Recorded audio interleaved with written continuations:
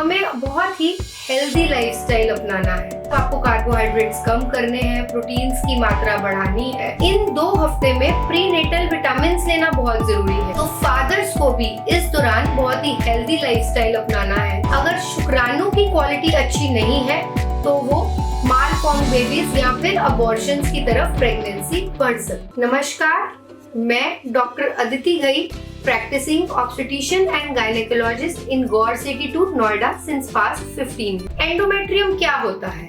Endometrium गर्भाशय की एक लेयर होती है जो कि पहले 2 वीक्स में डेवलप होकर ट्रिपल लेयर बन जाती है। एंडोमेट्रियम या गद्दी आपके जो कि फर्टिलाइज्ड ओवम जिसको भ्रूण कहते हैं उसको गर्भाशय से अटैच करने में मदद करती है। एंडोमेट्रियम वो लेयर है जो कि स्टार्टिंग के कुछ वीक्स में भ्रूण या फिर फर्टिलाइज्ड ओवम को न्यूट्रिशन प्रदान करती है, उसको ग्रो करने में हेल्प करती है। जिस प्रकार अंडाशय में अंडा रेडी होता है और 14th डे पर ओवुलेशन होती है, उसी प्रकार पहले 2 हफ्ते में गर्भाशय में लेयर बनती है, एंडोमेट्रियम बनता है। एंडोमेट्रियम ट्रिपल लेयर होती है जो कि फर्टिलाइज्ड ओवम को ग्रो करने में, अटैच करने में मदद करते हैं। अब ये जान लेना बहुत जरूरी है कि ओवुलेशन क्या 14th डे पर ही होता है?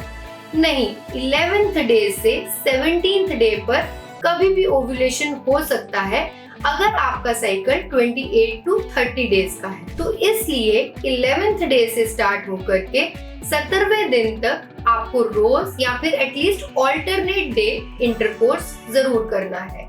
इसमें एक और जानकारी आपको जरूर मालूम होनी चाहिए कि जो एग है उसकी लाइफ सिर्फ 12 to 24 आवर्स तक होती है।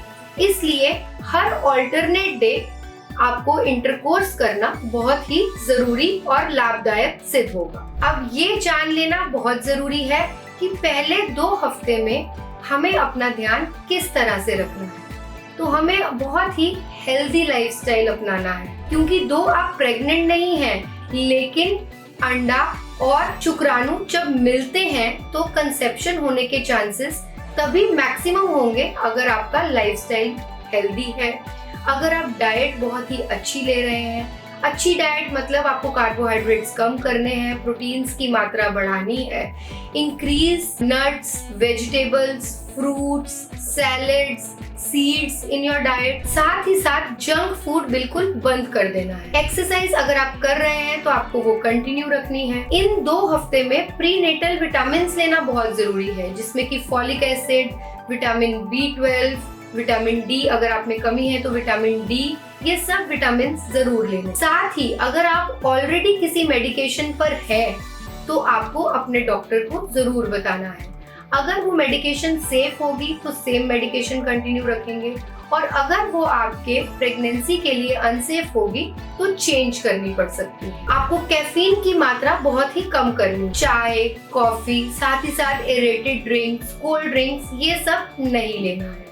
अल्कोहल स्मोकिंग अगर आप करते हैं तो वो जरूर बंद कर देनी है। अल्कोहल से, स्मोकिंग से कंसीव करने में देरी आ सकती है। साथ ही आर्टिफिशियल स्वीटनर्स या बीवरेजेस अगर आप लेते हैं ज्यादा मात्रा में तो वो बिल्कुल नहीं लेने हैं। इस वीडियो के अंतिम पार्ट में हम फादर्स के लिए, वुड बी फादर्स के लिए भी जरूर सलाह देना चाहेंगे। अगर एग की क्वालिटी अच्छी है लेकिन शुक्राणु की क्वालिटी अच्छी नहीं है तब भी अबॉर्शंस हो सकते हैं। 14th डे पे या 11 to 17th डे पर ओवुलेशन होने के बाद शुक्राणु जब अंडे से मिलता है, तब अगर शुक्राणु की क्वालिटी अच्छी नहीं है तो वो मालफॉर्म बेबीज या फिर अबॉर्शंस की तरफ प्रेगनेंसी बढ़ सकती। तो फादर्स को भी इस दौरान बहुत ही हेल्दी लाइफस्टाइल अपनाना है, एक्सरसाइज करनी है। अगर आप स्मोकिंग, अल्कोहल या तंबाकू का सेवन करते हैं तो वो बिल्कुल बंद कर देना है। तो आज इस वीडियो में हमने जान लिया फर्स्ट 2 वीक्स में प्रेगनेंसी